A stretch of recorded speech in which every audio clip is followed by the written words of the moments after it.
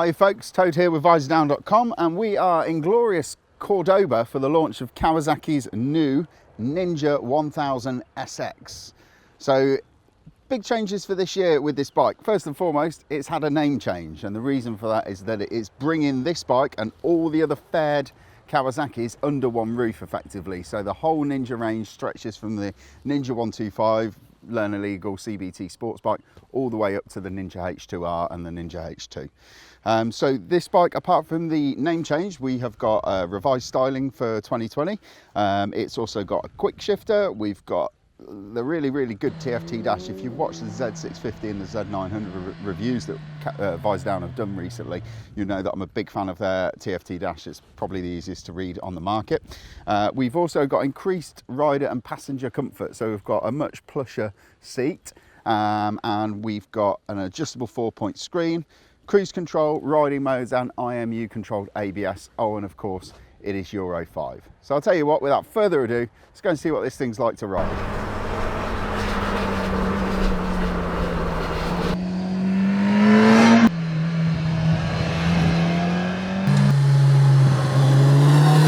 Have it. 2 days spent riding Kawasaki's new Ninja 1000 SX, and it's been a lot of fun actually. I've never been to this place before on a launch. Normally you go to a launch and you've done something there before, but never been to Cordoba, and there are some really nice roads in the hills of it. So if you're looking for a destination for a little bit of a tour this summer, stick it on your list. So I'm just going to go give you a quick high-level overview of the bike. So the starting price for the new Ninja 1000 SX is $10,999, and if you are looking for it in the same colour that we've been riding today, which is the black, the charcoal with the green highlights, you're going to be looking at $11,199. You can pick it up on a PCP for 150 quid a month, which is pretty good value. It's not much more than the Z650 or Z900 on a monthly basis, and they do two sort of accessory packs that you can purchase with it. You've got the Sport, which gets you the Akapovic end can, you've got tank pads, and I think a tinted screen as well, or you've got the Tour, which has got some comfort based extras, or you can go for both if you want it. First and foremost, what's new for 2020 on this bike? So we've got the all new TFT dash, which has got the Bluetooth connectivity, which is exactly the same as the one on the Z650 and the Z900, although it's got some extra things that you can do with it. And if you've watched those videos, you'll already know that I think it's an absolutely brilliant bit of kit. We've got a quick shifter, which is up and down with a blipper, and we've got multiple riding modes. So you've got rain, road, sport, and you've got your rider user configurable one, which they just mix and match traction control and change the throttle map a little bit. It's also updated for this year with new styling and Euro 5 compliant. And we've got much plusher rider and passenger seats as well, which is all good by me.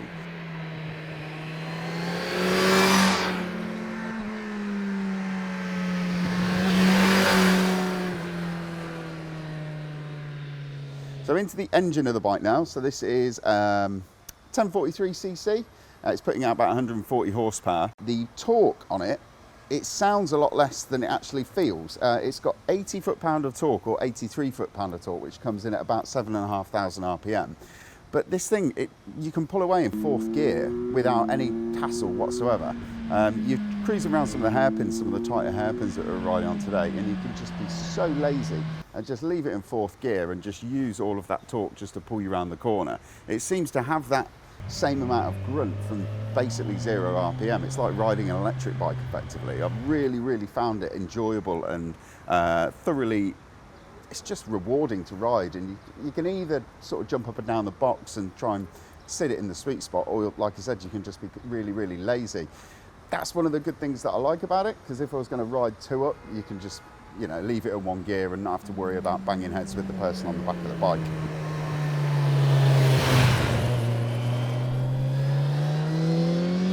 Going to go through the suspension for the Ninja.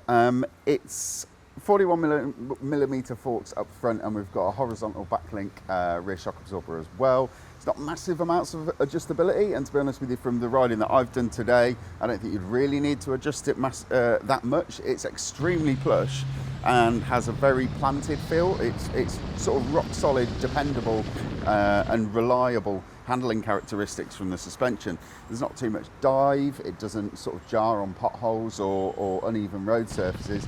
It's just silky smooth, which is exactly what you want from a bike like this. You just want it to be dependable and reliable, and it's everything that you need from that. We've got a set of Toyco 4-pot calipers up front on 300mm discs. We've got a Nissin sort of semi-posh, semi-not posh master cylinder, and a dirty great single Nissin caliper at the rear. A bit like the suspension really, the brakes are just adequate for the job. You don't need Brembo monoblocks with a bike like this. You just want a good solid set of dependable brakes, and that's exactly what you've got. So just going to talk about the handling of this thing. It is silky smooth. It's like bechamel sauce in a motorcycle riding this thing. It's just a really nice experience. If you wanted to, you could drop it on its knee perfectly easily. The roads that we've been riding, we had a really good mixture of dual carriageway, a little bit of motorway, riding through town and up the mountain roads, and I was really surprised with how supremely stable it is.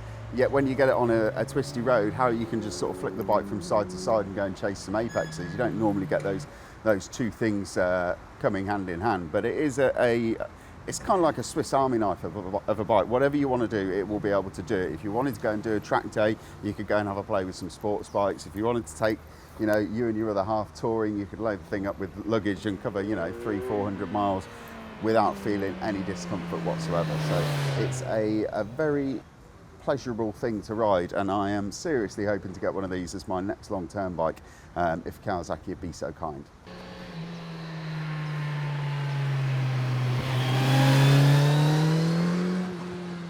So for me, the ergonomics, I'm 5'7", and it's spot on. Standover is, the seat is quite wide, so the seat height is quoted at 835mm, but the actual standover of the seat, because it's quite a wide and flat seat, it sort of means that if you're under my height, you're going to have to look at getting the low seat version, which I've been riding today. That said, because the seat is quite wide, it's extremely comfortable, and it is a really, really big old seat, so you can always find somewhere to shift to if you've got a bit of a numb bum and you need to just move around. And it's extremely plush. That's another thing that Kawasaki updated for this year. They've given it a little bit more padding, and it just feels really, really comfortable and a nice place to be. The other thing that I like about the Ninja Thou is just how sure-footed and dependable the handling is. It's just a really, really easy-going thing to ride. You don't really think too much about it, but then when you want to get the hammer down and you want to go and have a little bit of fun, it's more than up to the challenge as well, which is excellent. And the final thing that I love about this bike is just the endless amounts of torque that you seem to get from nowhere. It just makes overtakes absolutely effortless. So you can just, it's one of those things that you just really want to bike with a big grunty 1000cc engine, and this is a really, really nice, well set up unit with perfect fueling, perfect throttle response, and more than enough power to keep a big fat grin on your face. What don't we like about the Ninja 1000 SX? It's always a little bit annoying, sorry Kawasaki, it's got the hole just behind the headlights for the USB charger, but no USB in there. You have to buy it as an option, which I think it's a £10 part. Why don't they just stick it on? It'd make life so much easier.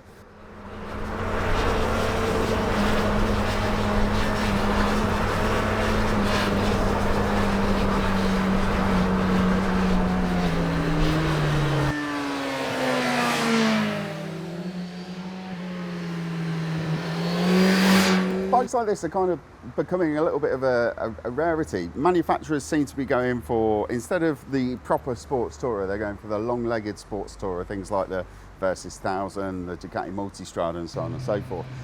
I really think there is a place for bikes like this in the world of motorcycling. They deliver a very specific kind of handling characteristic that you don't get with one of those lanky, long-legged, tall, sort of pseudo-adventure sports touring motorcycles.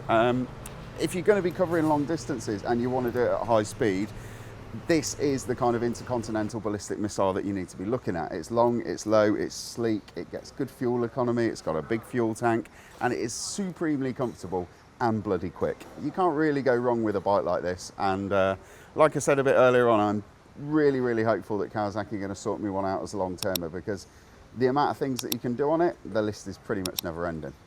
I've been Toad Hancock. You can read a full review on Visordown.com. Thank you, folks.